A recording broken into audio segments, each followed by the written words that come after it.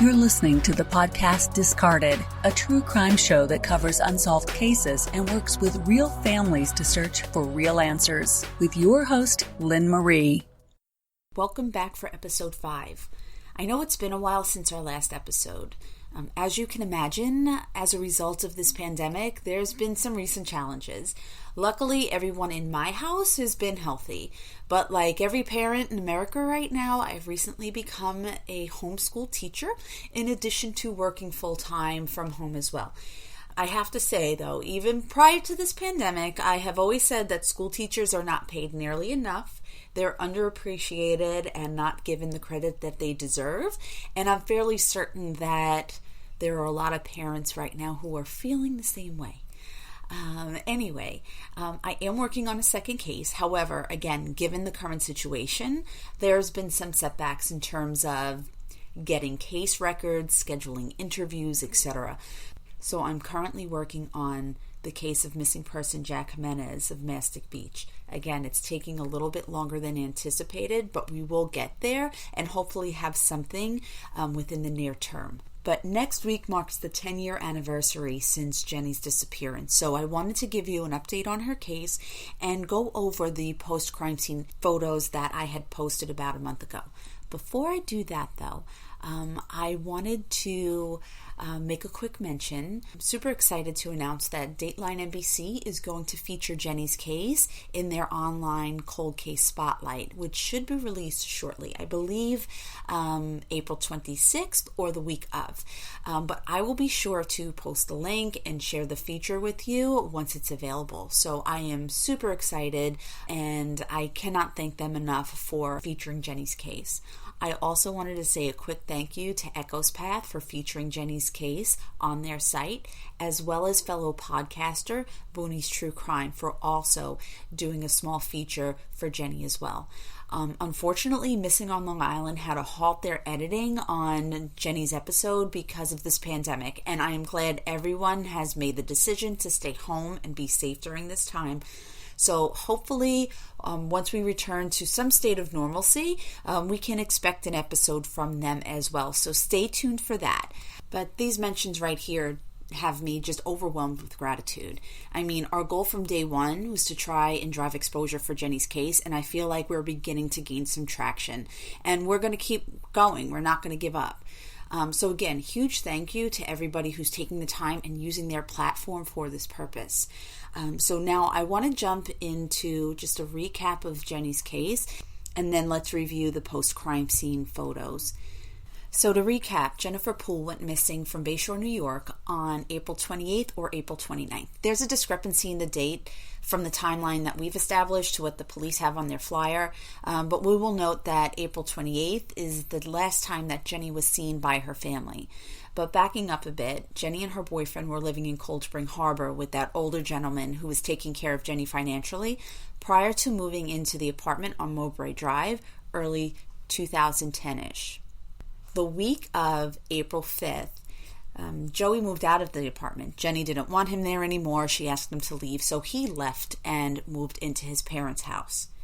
On April 16th, Jennifer called her sister Chris to come over to the apartment and wash blood out of her hair. She called up her sister and said that something fell, hit her in the head. She had a gash. So Chris went over to the apartment and washed her hair out. She did send over a picture to me. I guess she snuck a picture in with her phone of Jennifer's head. I didn't catch the apartment in the background, but Chris did say that when she was there that day, that the apartment was clean, that you could basically eat off of the floor. On April 26, 10 days later, Jennifer called Christine and let her know that this time a picture had fallen off of the wall and had given her 2 black eyes, and her vision was blurry. She needed Chris to call and cancel her appointment at the DMV. She had an appointment to retake her test and get her license back, but wasn't able to do that. So Chris did speak to the DMV and canceled her appointment. Also note that this is the last day that Christine actually spoke to her sister. 2 days later, late in the afternoon, on April 28th, this was the date that the family had last seen Jennifer. If you remember the story, Jennifer had pulled into the driveway at the family home in the Hummer that she was driving that belonged to the older gentleman, and Ernest Mateen and another individual were in the vehicle with her. Christine's ex-fiance Neil was in the driveway as well at the time and spoke to Jennifer and the other gentleman. That was the last time that Jennifer was seen by her family. Also, April 28th, later that evening, Joey had went to the apartment and saw Jenny briefly. So she was seen by her family later in the afternoon, and then later that evening, she was seen again by Joey at the apartment. There were no cars in the driveway, and he said that she wouldn't let him in, and she shooed him away and said, "You need to leave, he's coming." On May 3rd, the landlord went to Christine's job to tell her that he had not seen Jenny in some time, and he was very concerned. So, if you recall, Jennifer did go missing sometimes. I wouldn't say missing, but she'd go out for a few days and would not come back, and it wasn't unusual for her to do this. So Chris did not think too much of it. She tried reaching out to her. She didn't get in touch with her, but after a few days, she went to the apartment. And May 8th, she went to the apartment with her family, and they called the police and filed a missing persons report. Now, when they got to the apartment was a wreck. Now, she was just at the apartment a few weeks before that, and she said that the apartment was basically spotless. You could eat off of the floor. When she got to the apartment was a complete mess. There was no sheets or blankets or anything on the bed. The mattress was flipped. The drawers were empty. It was a complete disaster in there. So you could tell that there was definitely an altercation. Neil even indicated that it was definitely a crime scene. There was blood, more blood than there would have been if somebody would have just gotten a cut, or whatever other theory that they were leaning towards. You can tell that a violent crime had definitely taken place there. So they called the police. They waited for the police to come. The police showed up a few hours later. They made them leave the apartment, locked the apartment up, then went home. Later that evening, the police called Christine and her mother to file the missing persons report. Christine then communicated to the detective on the phone that there was blood in the apartment, and the officer who was originally there, I don't think he noted that, so he then had crime scene go over to the house. Now, Christine did note, though, that when she was at the apartment earlier that day, that there were bags by the door that were packed up with some of Jenny's belongings that were left there. Per the officer at the time said, "Close the door, don't touch anything." When the police went back, Christine questioned the police if those things were still there, and they were not. So which means that somebody was removing items from the scene of the crime. The next day, May 9th, Mother's Day, is when the police indicated that they searched the canal behind the house and found nothing. On May 14th, Christine was advised that the landlord and Ernest Mateen were asked to come down by the police for questioning. The following day, on May 15th, Christine was finally allowed into the apartment to collect Jennifer's things. The crime scene investigation had finished at this point. Christine went to the apartment with her mother and her brother, and this is when she took the photos that we will review in detail. On May 20th, Christine went back to the apartment and she finished cleaning out all of Jenny's belongings. On June 1st, Christine went to the police headquarters to start putting up flyers, and she was also speaking with the detectives that day. On June 2nd, Christine went and cleared out Jenny's storage unit that she had. And as mentioned, they didn't find any evidence, or at the time, what they thought could have been evidence that would have helped them in the case.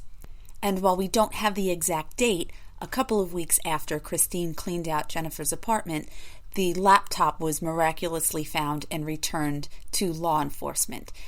But moving into July, there was an email from a detective to Christine indicating that the case is still a missing persons case, but is being worked by homicide detectives. And then after that, there isn't much progress in the case. August, no updates. September, no updates.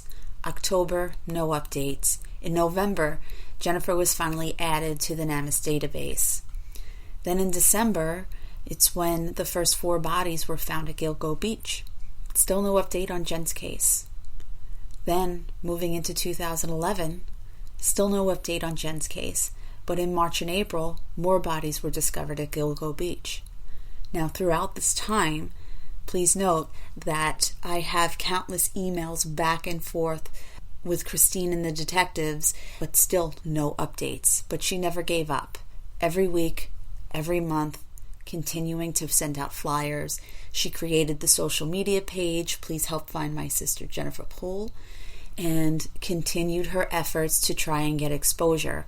But as indicated before, once December hit, and then especially moving into 2011 in March when more bodies were found at Gilgo, it was overshadowed. So Jenny didn't really get any exposure or any further investigation at that point.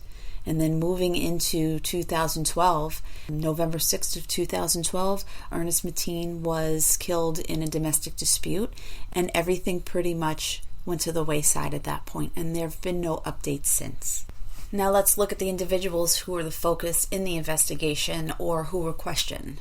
So the police questioned the older gentleman who was financially providing for Jenny, and we all agree he was harmless. He was never considered a suspect. The police questioned Joey and did not consider him a suspect either. And the police questioned the landlord, who apparently passed a polygraph test. And while the landlord did pass a polygraph test, many do think that he may know more information that could assist in the investigation. And the police also questioned Ernest, and he apparently went off the grid after the case was turned over to homicide detectives.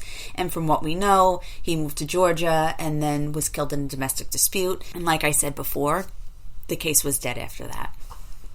So a little over a month ago, I did post on our social media pages the post-crime scene photos that Christine took herself when she went to the apartment with her mother and her brother to gather Jenny's belongings. I'm going to post these again on both our Facebook and Instagram, but also our website will go live next week where you'll be able to view the photos there as well. I'll attach the link to our website on our social media once it's ready to launch live. The quality of these photos isn't the best because they were taken 10 years ago. But the first photo posted, it's the photo of the 2 blood stains marked by the police, number 5 and number 47. These stains are shown on the wood floor. Now, please note, from what we know, the police did not remove this carpet that was on top of the wood. Jenny's apartment was always fully carpeted, and when Chris went to the house to file the missing persons report, the day she walked in and it was a mess and everything was upside down, she noticed that there was a piece of carpet that was torn up, but she didn't move the bed or move anything around, so she didn't see the extent of it. But apparently, this had all been removed, and she also noticed the smell of bleach, which means that somebody was in the apartment trying to clean up. But from looking at the photos and knowing that there was carpeting and padding already down, there must have been a significant amount of blood to seep through the carpet and the padding to stain the wood floor beneath, which obviously indicates why the carpeting was removed by whoever was trying to clean up the crime scene. Now, the next 2 photos that I posted, the quality isn't the best because it was taken, they were taken 10 years ago, but you can see the blood spatter on the wall. Now, there's blood spatter at the head of the bed and the wall that's adjacent to the bed, and the blood spatter goes almost as high as the ceiling. But looking at these, it's obvious that whoever was trying to clean up didn't finish what they were trying to do. Now, the next photo is a blood stain outside. Now, this is on the back porch or the slab going into the apartment. That is, from what I understand, the only indication of blood outside of the actual apartment. Now, in the remainder of the photos, you can see that the house is upside down. I mean, this is, again, post-crime scene investigation, so there are a ton of people in the house. You see dusting for fingerprints all over the place. One picture I see Christine's mom sitting down and her brother is on the couch and the family is just looking around, and I can't even imagine what they're feeling right now, that they're sitting in their daughter's apartment that was just recently investigated and looking at blood stains, looking at blood spatter, looking at fingerprint dusting.